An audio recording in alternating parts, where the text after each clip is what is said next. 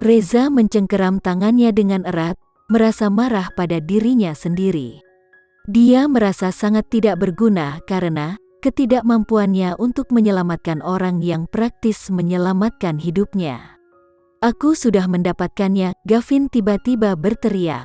Dia membuka pintu mobil dan bergegas ke dalamnya, menambahkan, "Masuk, kita harus pergi ke kompetisi peretas sekarang." Reza bingung tetapi dia juga berjalan ke dalam mobil, bertanya, "Apa rencanamu?" Gavin menatapnya dengan lucu. "Jika memungkinkan, aku benar-benar tidak ingin melihat orang itu lagi tetapi pada saat ini, hanya dia yang bisa membantu kita sekarang." "Siapa ini?" Mata Gavin menjadi gelap saat dia mengungkapkan, "Vano Dirgantara." Reza terperangah ketika mendengar nama itu. Vano Dirgantara adalah orang terkemuka di semua industri internet dan komputer di negara ini. Semua orang di bisnis tahu tentang dia.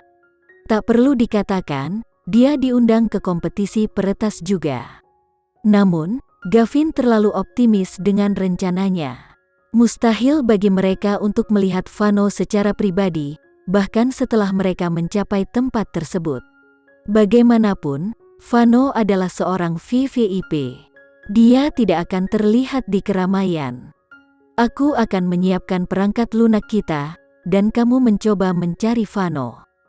Aku tahu kita harus menyelamatkan Nona Kinan, tetapi kita tidak bisa melupakan tugas kita yang sebenarnya," kata Reza ketika mereka tiba. Gavin tidak mempermasalahkan itu. Dia mengangguk dan berkata, "Baiklah. Kalau begitu kita akan berpisah untuk fokus pada tugas kita masing-masing. Hubungi aku jika ada sesuatu, Kak Reza." "Baiklah, semoga berhasil." Mereka harus mencoba yang terbaik untuk menyelamatkan Kinan, karena tanpa dia, mereka tidak mungkin menang. Namun, ketika Reza berjalan menuju tempat pengujian, dia bertemu dengan Rafael dan krunya. Seperti kata pepatah, mudah bagi musuh untuk menyeberang jalan. Aula pengujian cukup luas tetapi mereka kenapa harus bertemu? Reza ingin berbalik tetapi sudah terlambat, Rafael telah melihatnya. Kedua belah pihak sama-sama terkejut. Beberapa tahun yang lalu, setelah Reza didorong ke jurang keputusasaan oleh Rafael, dia berfantasi tentang menikamnya sampai mati pada saat mereka bertemu lagi. Sejujurnya, kilasan niat membunuh memang muncul di benaknya.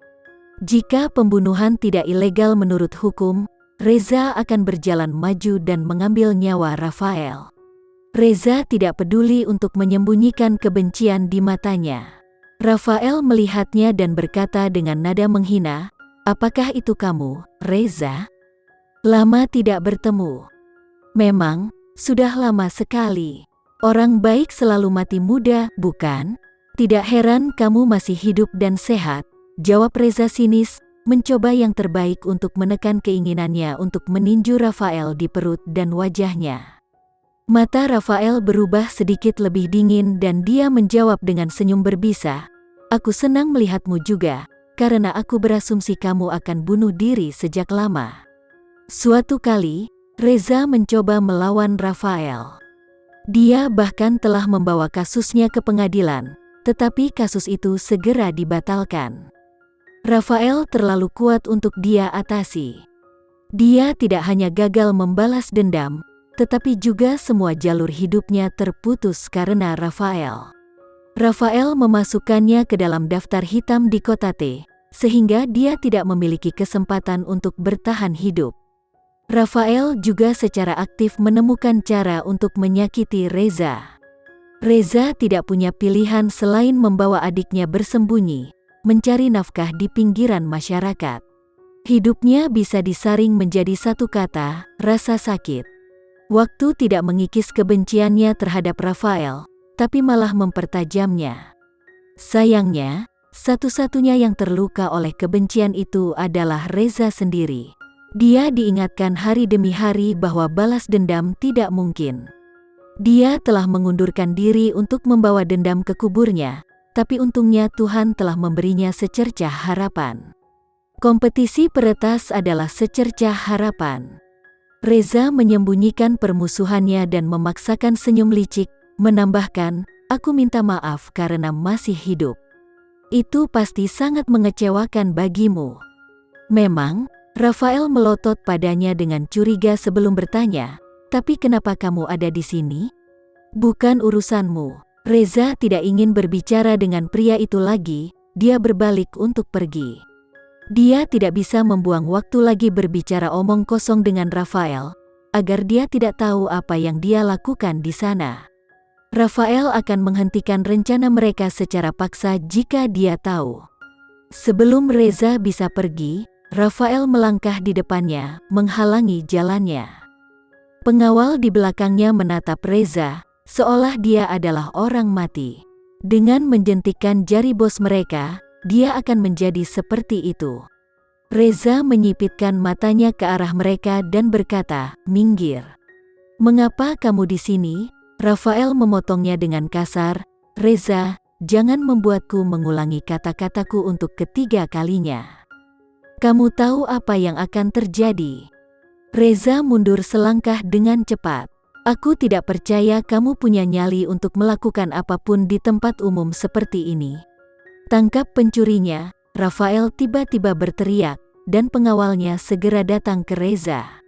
Reza mencoba berjuang dan lari, tetapi beberapa pengawal yang secara fisik mengesankan membuatnya terjepit ke lantai secara instan. Di tengah perjuangan, sebuah CD jatuh dari bajunya, berhenti tepat di samping kaki Rafael.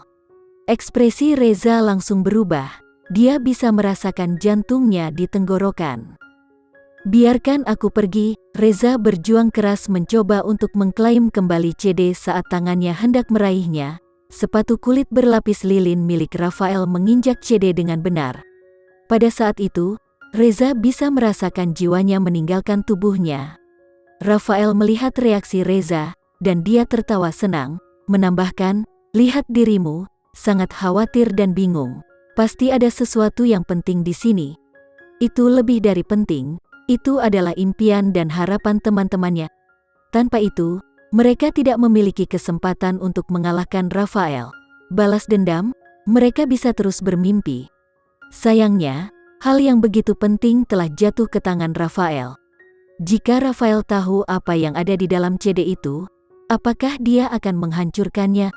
Memikirkannya saja membuat penglihatan Reza menjadi gelap. "Yah, biarkan aku melihat apa yang ada di dalam sini," kata Rafael sambil tertawa mengejek. "Apakah ini semacam perangkat lunak?" "Rafael, kembalikan barang-barangku, itu milikku." Reza berteriak dengan marah. Dia hampir melepaskan diri melalui kekuatan kemarahan. Semakin dia berjuang, semakin baik perasaan Rafael.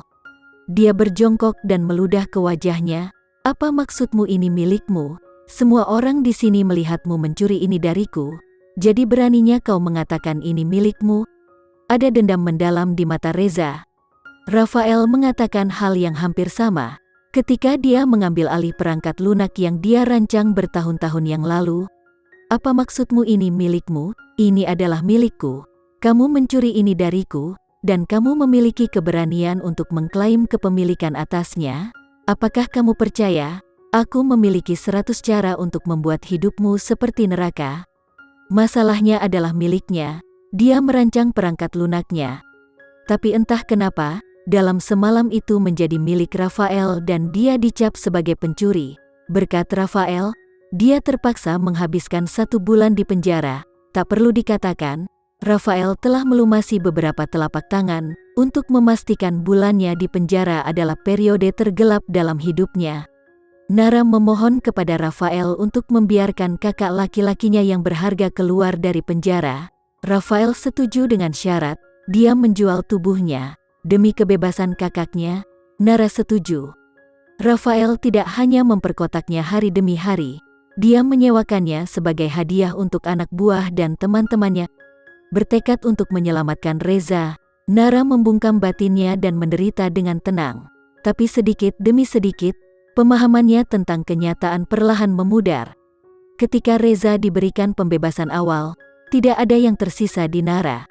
Tidak ada kesenangan meniduri boneka yang tidak akan merespon. sehingga Rafael akhirnya membebaskannya.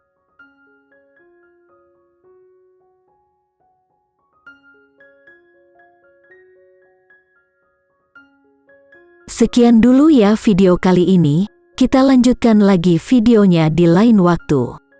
Oh iya, bagaimana menurut kalian? Semoga bisa sedikit menghibur kalian semua. Untuk teman-teman yang baru nonton, jangan lupa subscribe ya, hehehe. Dan kalau teman-teman ada yang ingin gabung langganan, bisa langsung gabung saja untuk dapat fitur yang menarik dan sedikit membantu Mimin. Terima kasih banyak sudah menonton, sampai jumpa lagi, bye.